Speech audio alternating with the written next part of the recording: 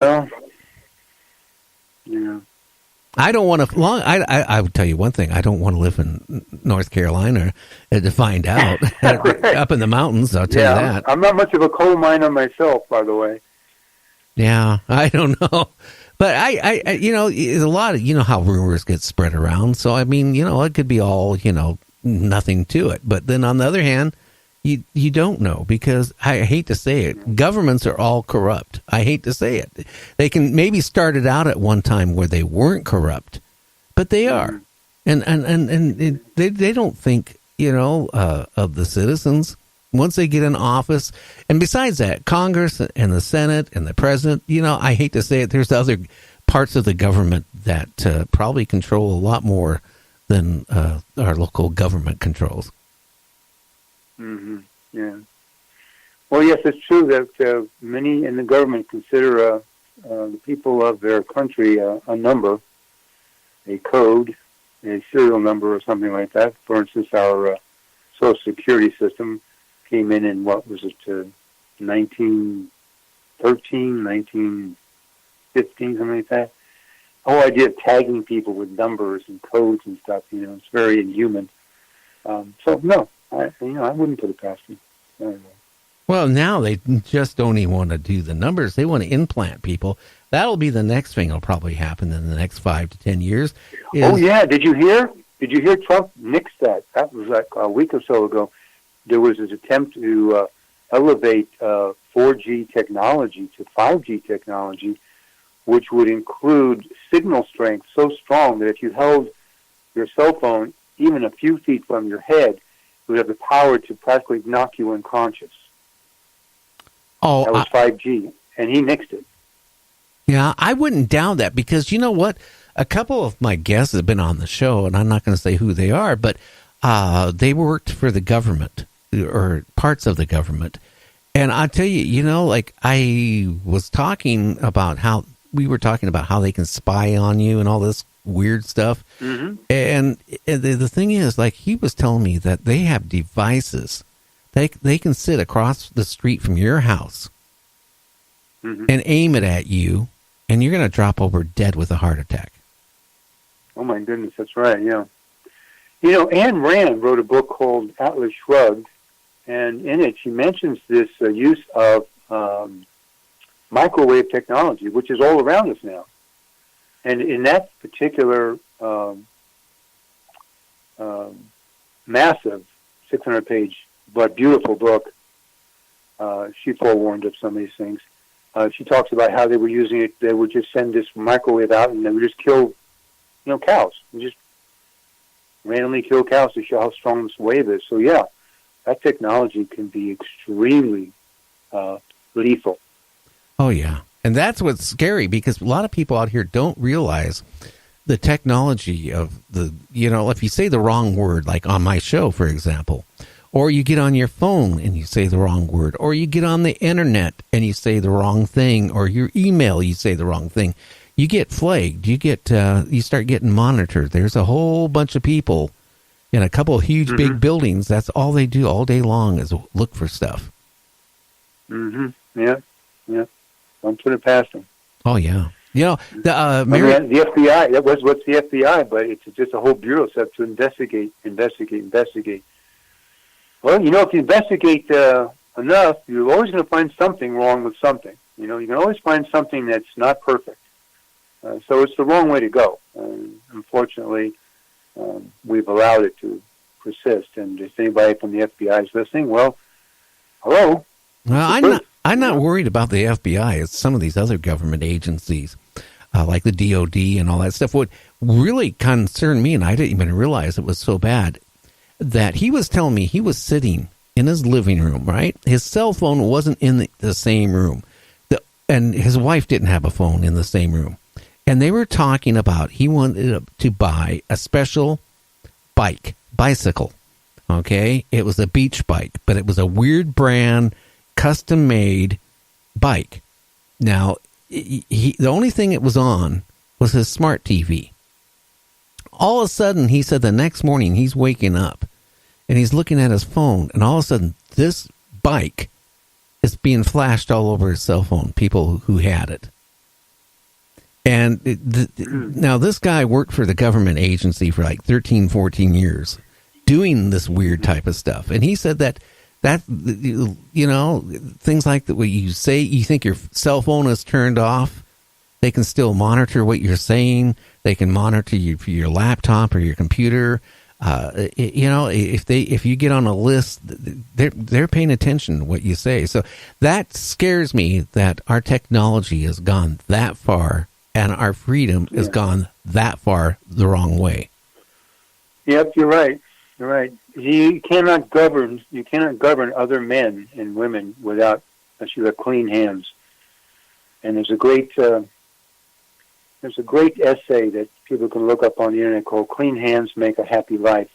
It really has to do with the idea of getting into a point in one's life where, through self-control, self-discipline, something that goes back to the wise men of ancient times, sermonized us with and directed us to put our attention on, is that if you want to treat your fellow man a certain way and be treated a certain way, you've really got to take control and responsibility for everything that you do, every single thing that you do. I'm not saying that you can't have something bad happen, and that you're not totally responsible for. Something bad can happen to you, but in the main, that we're responsible for our thoughts, our words, our deeds. And we only want people in government who are that way, because otherwise we get this suppression, we get this tyranny, we get this fear that it's all going to go wrong someday for us because some guy with headphones on in a small room says, "Let's get this guy. He wants a special bike. We're going to get him." Well, okay? But I don't know if you have ever had that happen to you. But I mean, it's weird. I mean, even you go on to Google, and if you look for something, all of a sudden for the next 2 weeks, you're getting, flagged for that thing you were looking for, to the point you feel like you don't even want to turn your computer on. By the way, Mary Joyce's website is skyshipsovercashiers.com. That's skyshipsovercashiers.com. It's a UFO reporting center they cover like Bigfoot sightings and stuff like that, and Earth changes. Okay. And she's also stressing that people don't realize the magnetic field is changing now on a daily basis. And I was talking to a pilot here the other day, a commercial pilot, that they have to go in and change it almost virtually every day. Otherwise, they could land. Well, they could miss the airport. That's how bad the magnetic field has been changing on our planet. And supposedly the Earth's got a slight wobble going on right now too. So I mean, I don't know what is going on. Yeah. Well, yeah, we're not scientists to that degree, so we've got to hopefully get the straight story, the facts from the guys who we trust. And that's a good thing to also teach our listeners, is know your sources. Go up on the internet and do all the research you want when you have the interest to do so. But really look at what's being said and who's saying it. Are these people really authorities? Are these people in a position to state these things and be credible? Either they're not. You just toss them away. Just disconnect from them. Just get away from them. They're not going to be good for you. They're just going to involve you in controversy and arguments and, stressful. Well, I look at it, I do my show for one thing that I learned back from 1976. I do a show. It's entertainment. Now, it's up to you to, the listener out there, to believe what I say or what the guest says. That's your decision. I'm not saying what I'm saying is 100% honest and truth, because I only go by what I read and what I hear. So if I'm getting stuff that's debunked or it's, false information, I mean, every one of us has to make our own decision. But if you actually have seen a UFO, or you thought you seen a alien, or you felt you actually been abducted, one thing you got to do is, put notes down, keep it and then I hate to say it, don't go around talking about it too much, because you know what, even as the paranormal being open as it is, if you start saying to people, well, hey, I'm being abducted every Friday night for the past year, you know, people are going to look at you as a little bit, you know, off. Yeah. It's something people can't have. It's not something people can relate to. So just don't even bother bringing it up. Until you, like I say, talk with when you're with a very close friend that's interested in hearing about your unusual experiences. That's the time to open up, you know. Well, you know, I want, seriously, you know, I want as much factual information as I can get. You know, when I have a guest on my show, what I don't like is when you get a guest on the show and says, oh, we were at a mountain in the middle of the night. You know, it's near 0 degrees, okay? And maybe the vehicle's only 2 or 3 years old, and they say, well, gee, the car, you know, we were turning the car on, for example, on and off 3 or 4 times, heating the car up during the night. Then all of a sudden it wouldn't start till morning. A lot of people don't realize a battery, you know, at a certain temperature is not very efficient, and it can't supply the current to even start a car. And as the temperature starts warming up again, the current flows and it'll work. The first thing in their minds is, well, it has to be UFOs. You know, yeah. You got to look at things. Some people just jump to the conclusion so fast without, you know, analyzing, you know, the other sides of it. Yeah. There's a particular image that comes up on the feed spot. It's a circle of lights, stationary, and now I've seen it more than once, and it's the same from report to report. And one of the debunkers says, yeah, you can, there's actually a device which shines a circle of lights up into the sky and keeps it there, much like a searchlight would do if you had several searchlights all in a row. But this is a machine that does it to, maybe you just want to have something at a party to put people's attention on as an interesting phenomenon, you know, and play with it, you know, or maybe it's Halloween and you want to spook somebody, but all it is it's a mechanical light machine.